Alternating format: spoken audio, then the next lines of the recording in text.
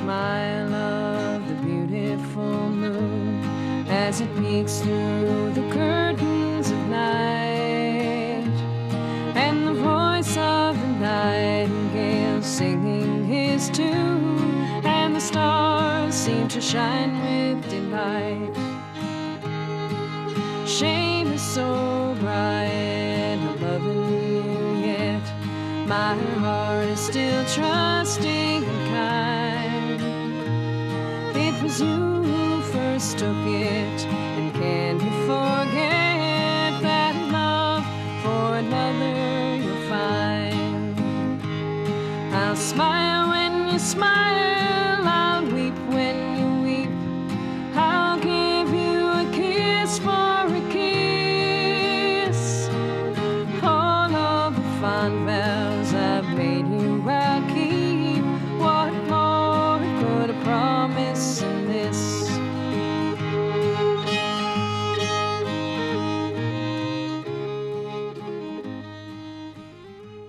I probably realized I was a Missourian before it ever dawned on me that I was an Ozarker.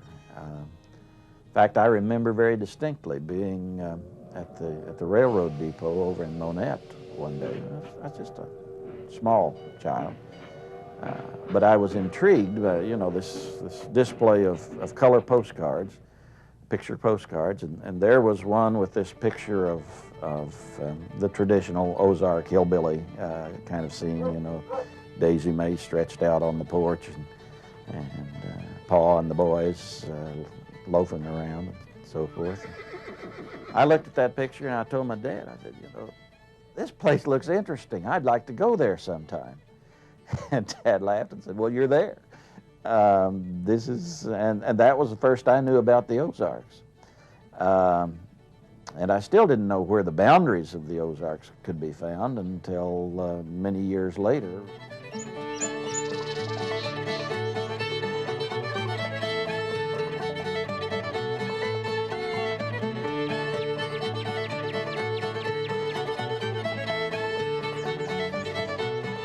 Some people would say that the boundaries are just in basically most of northern Arkansas and most of southern Missouri, but I like a more inclusive definition of the boundaries, and which would include not only those two areas, but also a little bit of southwestern Illinois, a little bit of southeastern Kansas, and most of eastern Oklahoma.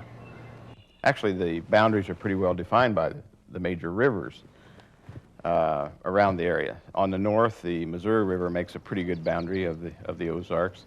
On the east, the Mississippi. On the southeast, the Black River makes a good boundary. And on the south, the Arkansas.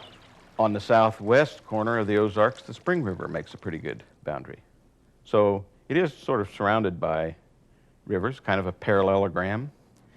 And then the large streams that come out of the Ozarks, like the Osage and the White River and the Current River and the Black River, have dissected that plateau and cut into it.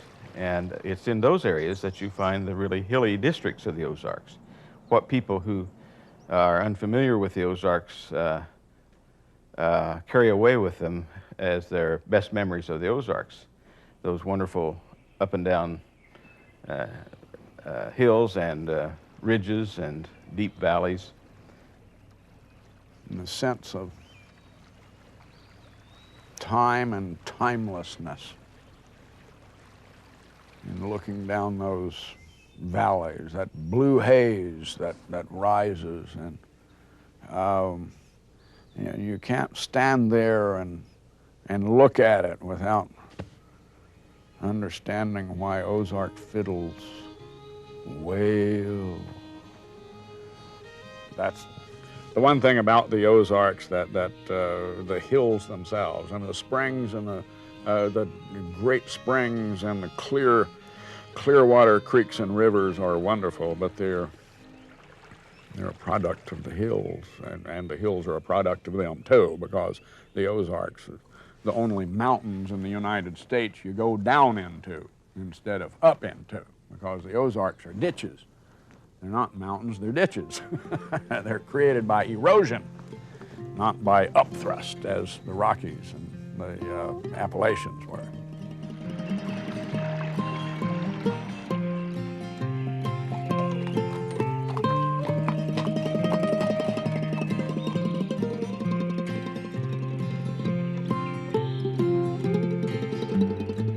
Henry Schoolcrafts Journal, which was one of the early journals on the Ozarks, the first people that came in were, if you can, according to Schoolcraft's diary, they were hunters and gatherers, really, hunters and fishermen, trappers, and they traded what they could take off the land, what wild game and honey and so forth that they could gather and ship down the river.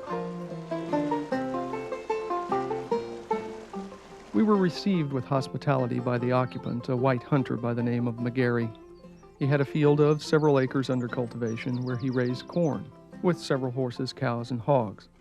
The house was of logs, built after the manner of the new settlers in the interior of Ohio, Indiana, and Illinois. Upon the whole, he appeared to live in great ease and independence, surrounded by a numerous family of sons and daughters, all grown up. He represented our journey toward the head of the White River as extremely hazardous on account of the Osage Indians, whose hunting grounds embraced the whole region. Henry Rose Schoolcraft, December 7th, 1818. Native Americans became, over the generations, a part of the base population of traditional Ozarkers. There were very many Cherokee who settled in the Ozarks beginning late in the 18th century, not long after the American Revolution, and this is a whole saga in its own terms. The number of Cherokee were augmented over the years in successive migrations, of which the largest and best known is the Trail of Tears, and other smaller but very significant groups of Native American migrants into the Ozarks, the Shawnee, the Delaware, the Weah, the Kickapoo, many of whose names are perpetuated in place names. But they're also perpetuated in the cultural residuum of the region. And the Ozarks is a very multi-ethnic culture. In addition to the Indians, the French, the Germans, and the people from southern Appalachia who are by and large Scotch-Irish, there are many other ethnic and cultural groups found in the Ozarks. There's many reasons why they moved. As is true of any migration, the French moved because they were looking for mining and trapping opportunities. The Germans moved to get out of their homeland because the economic conditions there were bad in the 1820s. People from Appalachia moved because, well, for one thing, this was just a time when people were moving west. My father wasn't from here, but my mother's grandparents, they were Scotch-Irish immigrants from Northern Ireland. They were very typical Scotch-Irish immigrants in this part of the country because they had settled first on the East Coast, traveled down the Appalachians down into Tennessee, and then came into this area in the 1830s from Tennessee, along with a large group of other people who migrated into this area. I think in the settlement patterns of the Ozarks, there are explanations for certain kinds of values. A German farmstead is laid out north and south, or east and west. It's laid out with a compass, with a surveyor's instrument. The Scott-Irish farm is laid out with the lay of the land, with the way that hillside faces toward the sun, up above the creek bottom, up above the flood stage, and that German farmstead is painted. That barn is painted. It's kept painted. In almost all cases, that Scott-Irish barn was never painted. It was built out of rough-sawn oak and never painted, and I wonder if that isn't some indication of their own sense of life. Life is a brief thing, and you can't build for eternity. And that old barn that's built to weather silver, where it shines like your ancestors in the moonlight, is is, I think, characteristic of the Scot-Irish. I think there's a sense of a fatalism that hovers over life, that you work as hard as you can. There is a limit, you know, beyond which you can't go.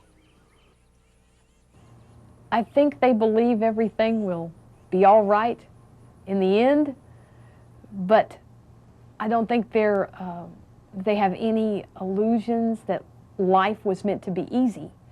You know, if they lost children, they lived with accidents, they lived through not having enough to eat at times. And I'm not trying to lessen the impact of those things, but they take them in a kind of a stride that the old-timers do that we don't today. They seem to think that that's part of life, that you're going to have some bad times, you know, that it's bad and it's good.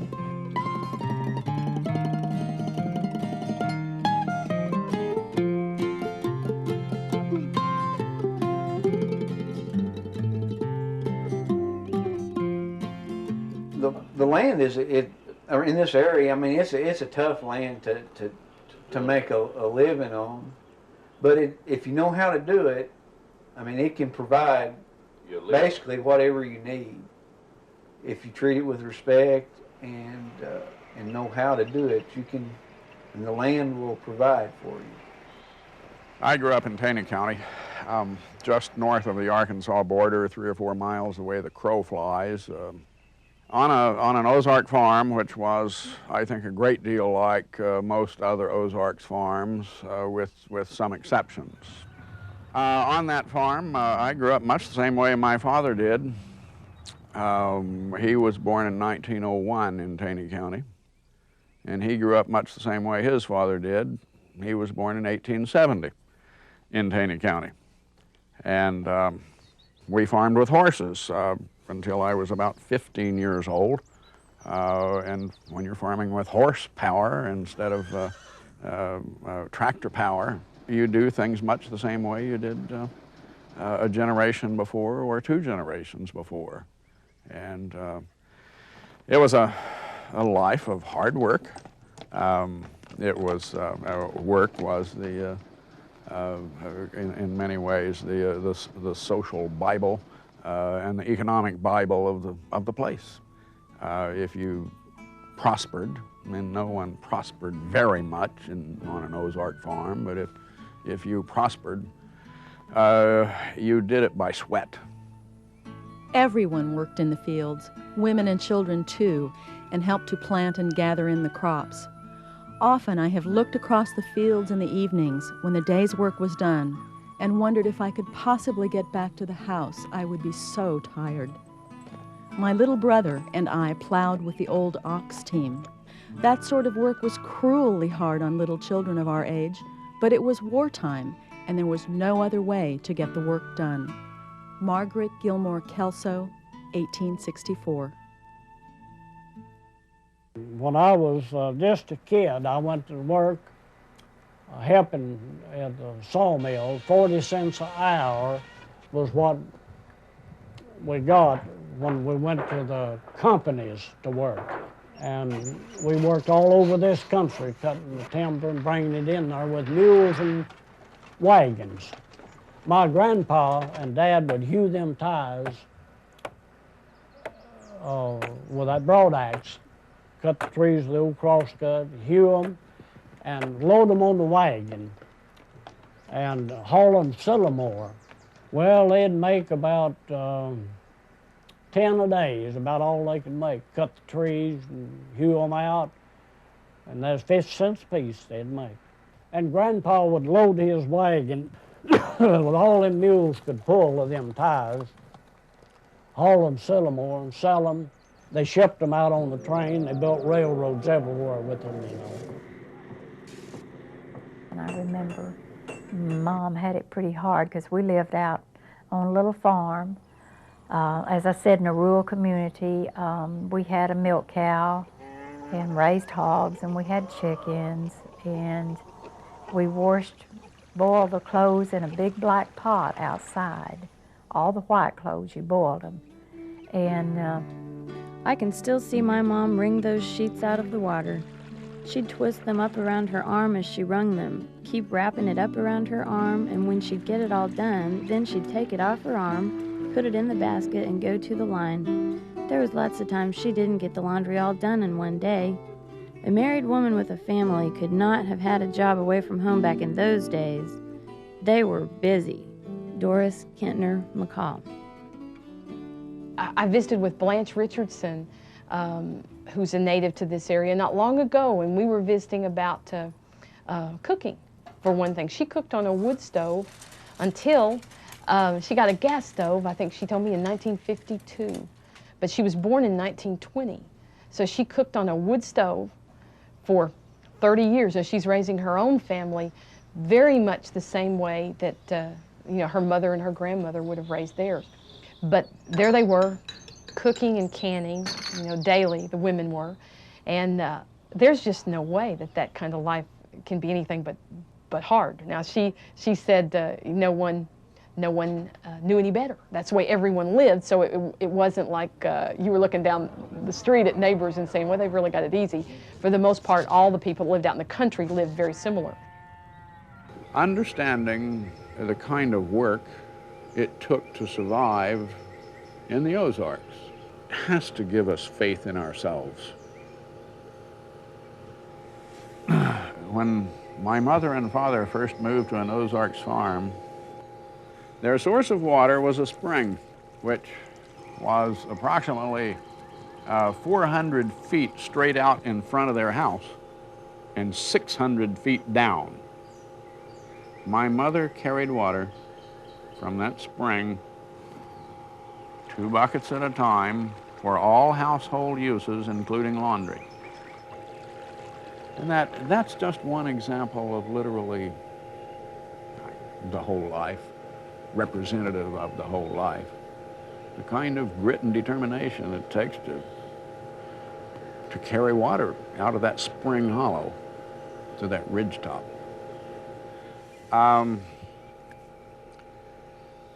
It gives us a kind of physical and moral fiber to relate to those pioneer values, to those sometimes harsh values, tough values. I'm thinking tonight of my old cottage home that stands on the brow of the hill, where in life's early morning I once loved to roam, but now all is quiet and still. Oh, my old cottage home stands on the brow of the hill. In life's early morning I once loved to roam, but now all is quiet and still. There's no question in my mind that the land has, in many ways, shaped the Ozarks people through all of the history up until recently. People were very close to the land. The kind of topography that they worked in, the kind of isolation that they had to face, would determine whether they had to be self-sufficient. It would determine how hardscrabble their existence was. In all of these ways, the land did shape the people, and I think Ozarkers traditionally have been pretty self-reliant, self-sufficient, independent, hardworking when there was a need for hard work. All of these things I think we can attribute to a great extent to the land that we were living on. A lot of the things that are called Ozarkian and are not really unique to the Ozarks. They're rural things, rural ways of doing things. Rural people tend to be self-sufficient, self-reliant. because they have to be, or at least they had to be in the past. If it was a day's trip to town to get supplies or to get repairs, they tended to be pretty good at fixing things and pretty good at taking care of things for themselves. An experience of my grandfather's, I think, will illustrate just how far that sense of independence went when when he was elderly, an elderly friend of his said, "Jim, you ought to apply for you an old age pension." And Jim picked up his cane and ran him out of the house because Jim had just been insulted beyond his life. The suggestion that he needed somebody to help take care of him. He didn't have much of anything, but he didn't want it if he didn't earn it himself, or if his children didn't provide it for him. And independence, self-reliance, those old American values that we didn't have to learn about them in school. I think there are probably two things that are very central to people in the Ozarks. And that is, if necessary, they can make do with almost nothing. And the second virtue is, however little I have, I'll share it with you if you need it. And you don't find that everywhere in the world, but I think you do find it here. That's what I found in growing up in this area. Everyone seemed to want to help other people. I can remember, I hadn't been married too long, had 2 children.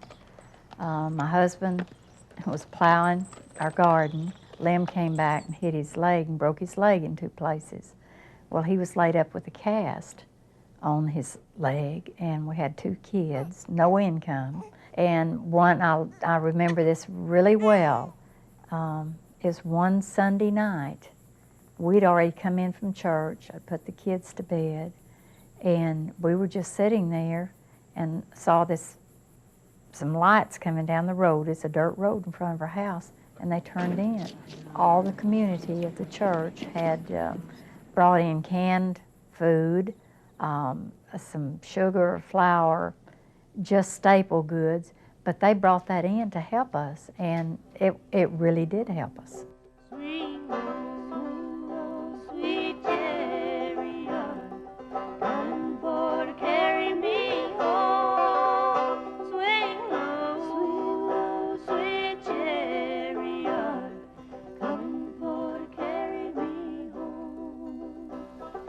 As you travel around the Ozarks, you find a lot of little churches,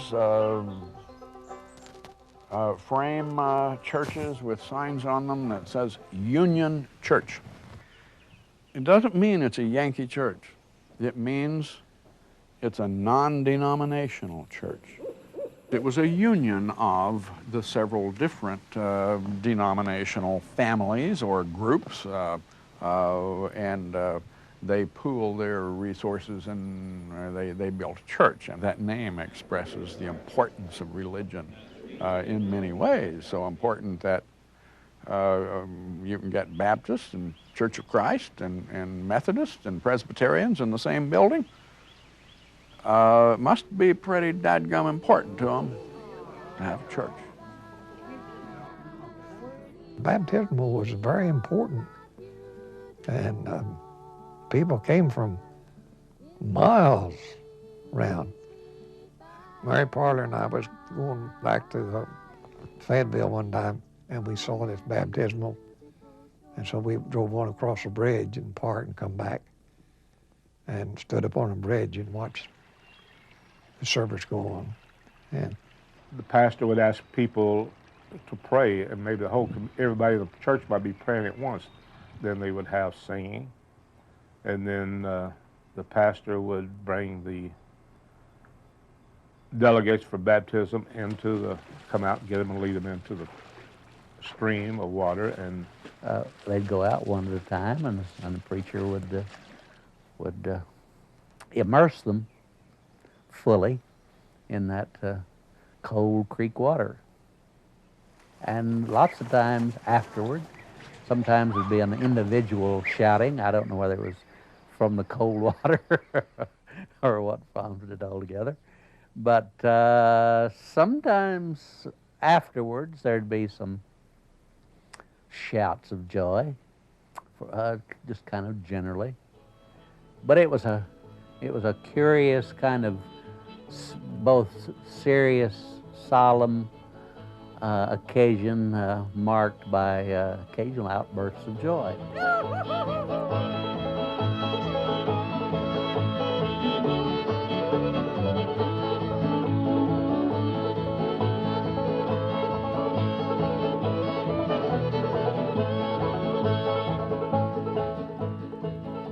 You don't look at many Ozarkers without seeing a twinkle in their eyes, without seeing a sense of humor. You don't listen to them very long without hearing shades of humor of all kinds creeping into their voices. And Ozarkers have a lot of fun, always have had.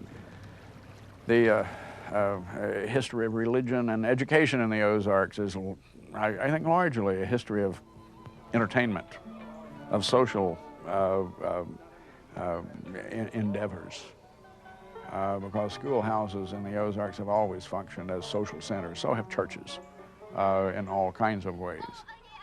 The whole community would come to a spelling bee at the schoolhouse back in those days. They would have people come there and make speeches, and the community would converge upon the school and listen to somebody from the county seat, or maybe even from further away, come and make a speech. And they, kind of the stump meetings. They had the spelling bees, they had the ciphering matches. Most of the time the pie suppers were held in the schools.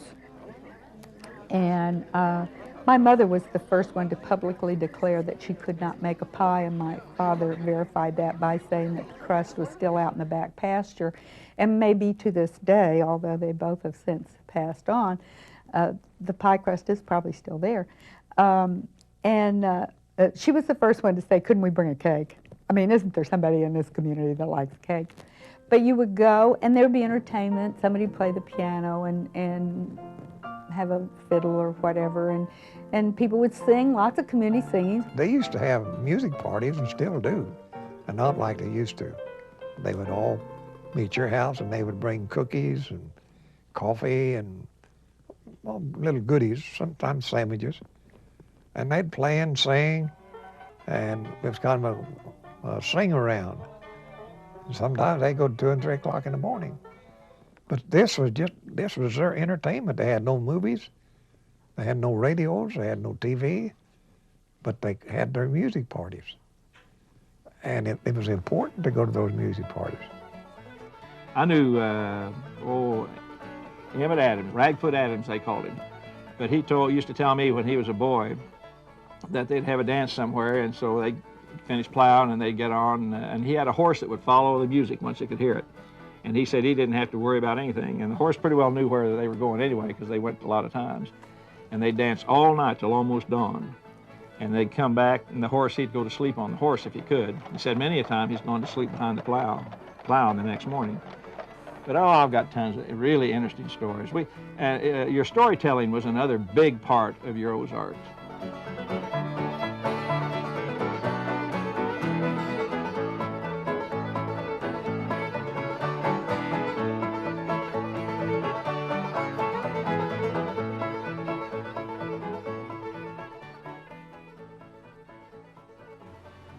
Since Dad was from Kansas and Mom was from Oklahoma, they didn't say some of the words that I heard at school in the same way that the natives said them.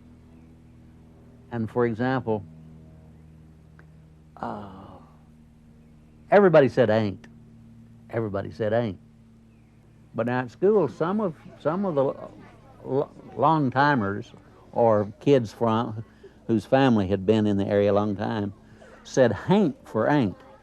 hit for it, but Dad used to be amused by the phrase "right smart." He'd hear somebody saying, it's a right smart this or a right smart that. But he went to a sale one day and he bought a cow at an auction. And he inquired of the owner if that cow gave much milk, how much milk she gave. And the guy said, well, she gives a right smart. Well, Dad thought she'd do to buy. The next day, he was down at the local OC store talking, pretty chagrined, and ruefully said, boys, he said, I found out what a right smart is. He said, I bought that cow and said, I've milked it twice. Said, a right smart's about half a teacup. That reminds me of a story. There's an old man that used to work at the folk center years ago, Mac Chitwood. He was a great old guy. And him and his wife used to run a store down towards St. James there. And he said there was some people years ago moved in, and they were saying, boy, these stupid hillbillies, you know, they don't know anything around here. And old Mac, he said, he told them, he said, in a year, he said, these stupid hillbillies will have every penny you got. And he said it wasn't 6 months till he was having to borrow money to leave.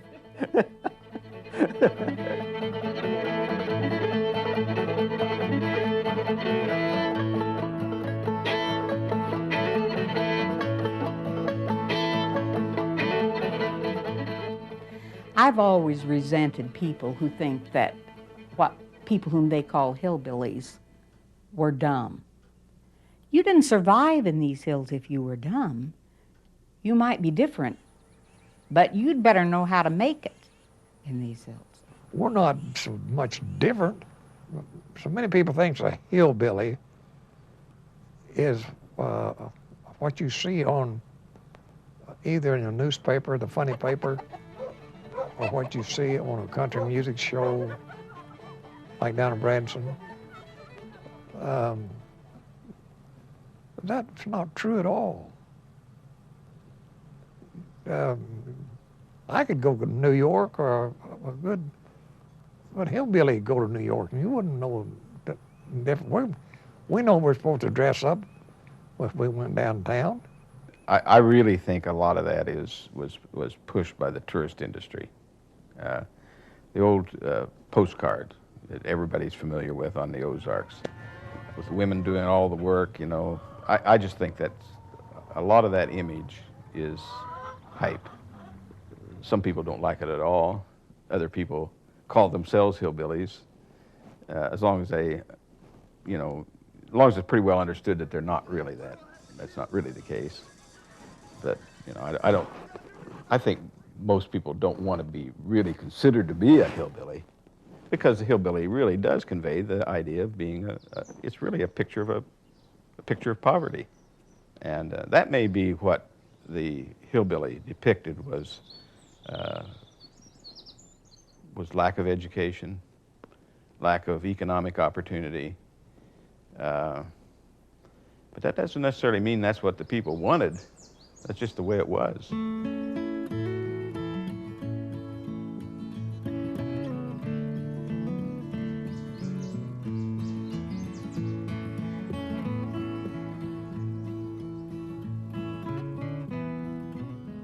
Opportunities here now that there didn't used to be. There are jobs here. People come here to get jobs. People used to leave here to get jobs. In the past, when money was made with agriculture and money was made with trade and commerce, the Ozarks didn't really have much to offer. It was kind of a poor agricultural area. But what we have now is a much different kind of an economy. It's a service economy, by and large. And we deal with, we harvest the tourists now. Well, there are good and there are bad repercussions from our success as a tourism destination. On balance, I would say it's positive. Certainly it's an economic benefit to have all of those tourism dollars coming into our area. Some of the natural beauty has been despoiled. On the other hand, I think it's been beneficial to interact with people from outside the area. I've always said I'm delighted to have been born an Ozarker and to have lived here almost all my life. But I'm glad I wasn't born here and lived here 100 years ago. That was a very hard life for most of the people here. And now we relieved all that, but we've paid a price. And a part of it is our uniqueness. We are losing the beauty, part of the beauty of the Ozarks, the naturalness of it, and we're also losing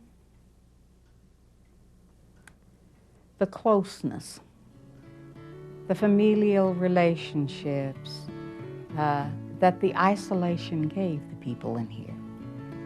I'm not longing for the good old days. I don't believe in the good old days.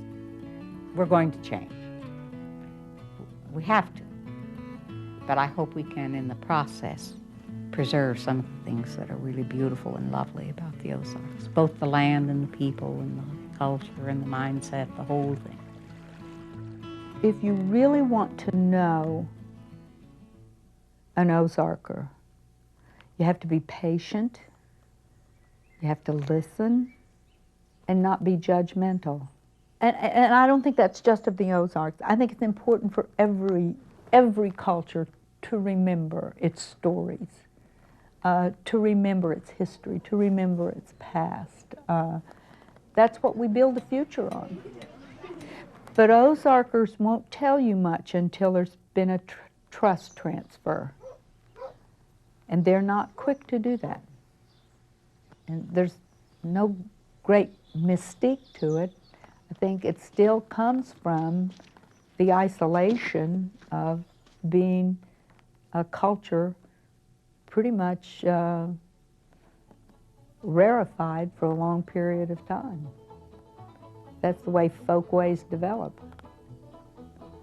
And I'm not so sure I want it to change. I think there may be just that much hillbilly in me. Oh, the time of the year that I like best is the time when the mule walks round the press. The girls put on their gingham dress, by and by, by and by. The leaves are red, the ground is cold, steps on their eyes, so I've been told. We don't care, frost is coming by and by. Down the road comes an old tar heel, across his back a sack of meal, and at his heels an old hound dog, by and by, by and by. I'll trade in the meal and my hound dog too for a kiss from the pretty girl dressed in blue, sweetest thing I ever knew, by and by.